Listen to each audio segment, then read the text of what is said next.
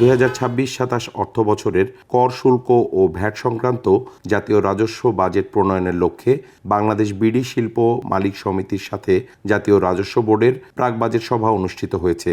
27 April সোমবার বিকেলে আগারগাঁওয়ে অবস্থিত জাতীয় রাজস্ব ভবনের সম্মেলন কক্ষে এ সভা অনুষ্ঠিত হয়।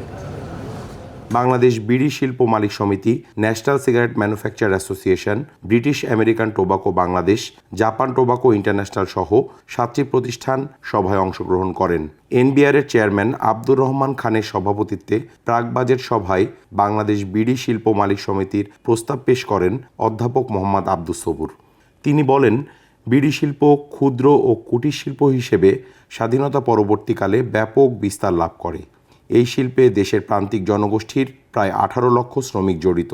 বিড়ি শিল্প ও এই শিল্পের সাথে জড়িত শ্রমিকদের রক্ষার্থে আগামী 2026-27 অর্থ বছরের বাজেটে বিড়ি শিল্পের উপর মূসক ও সম্পূরক শুল্ক বৃদ্ধি না করার অনুরোধ করছি।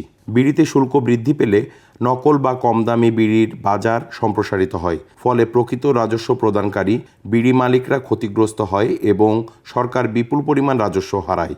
এছাড়া বিড়ির লাইসেন্স থাকলেই ন্যূনতম কর প্রদানের সীমা নির্ধারণ করা হলে নকল ও কম দামি বিড়ি উৎপাদকদের দৌরাত্ম্য কমবে এবং তারা বিড়ি উৎপাদনে নিরুৎসাহিত হবে, ফলে সরকারের রাজস্ব বৃদ্ধি পাবে। বিড়ির দামটা বাড়ানো হচ্ছে, ইনিশিয়ালি রাজস্ব আহরণটা বাড়ছে, কিন্তু এই বাড়াও কয়েক বছর পর যে আর হচ্ছে না, থেমে যাচ্ছে, নেগেটিভ গ্রোথ শুরু হয়।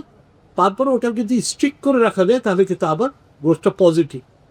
এর পেছনে কারণটা কি স্যার? আমরা যদি কারণটা এই বিড়ির বাজারের এই ধরনের ব্যাপারটা, যখনই স্যার বিড়ির দামটা বেড়ে যায় তখন নকল বিড়ির বাজারটা কমে।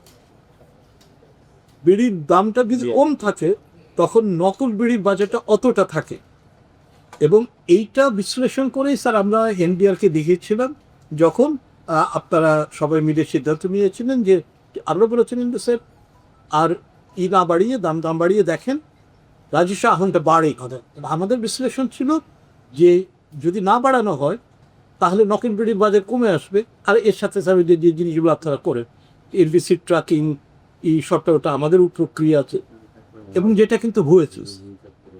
তার কারণ হচ্ছে যে সাধারণ ক্ষেত্রে যেটা হয় যে দাম বাড়ালে রাজস্ব বাড়বে, এটি স্যার ঘোড়ায় চড়ার মতো। আপনি চাবুক দিয়ে ঘোড়াকে মারছেন, ঘোড়া ছুটবে, আরও চাবুক দেন আরও ছুটবে, আরও চাবুক দেন ঘোড়া মুখ থুবড়ে পড়ে দেয়। ইকোনমিক্সে লাফার স্টারতে যে গল্পে, ওইটা যদি স্যার একটু মাথায় রাখেন যে এবছরও যদি বাড়ানো হয় তাহলে কিন্তু ওই গত 8 বছরের ওই জিনিসেরই পুনরুদ্বৃত্তি। এ সময় জাতীয় রাজস্ব বোর্ডের বিভিন্ন কর্মকর্তা, বাংলাদেশ বিড়ি শিল্প মালিক সমিতির প্রতিনিধি Ali Sadat Khan Majlis, national cigarette manufacture association, British American Tobacco Bangladesh, Japan Tobacco International সহ 7টি প্রতিষ্ঠানের প্রতিনিধিরা উপস্থিত ছিলেন।